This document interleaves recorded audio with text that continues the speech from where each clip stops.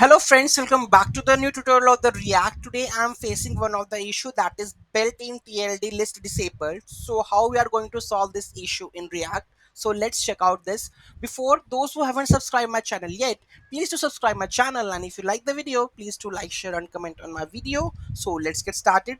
Basically, I want to try the JOI data validation in our React application, but I'm facing this issue. So how we are going to solve this issue?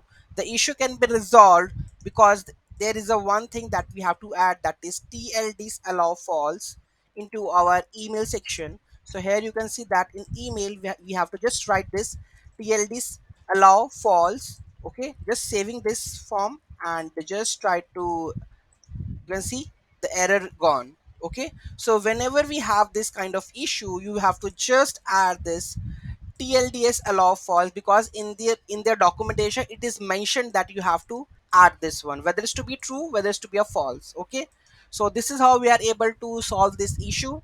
Any doubt, any query in that, just let me know in the comment section. Thank you so much for watching this video. Have a great day, and please, if you like the video, please do like, share and comment on my video. Have a nice day.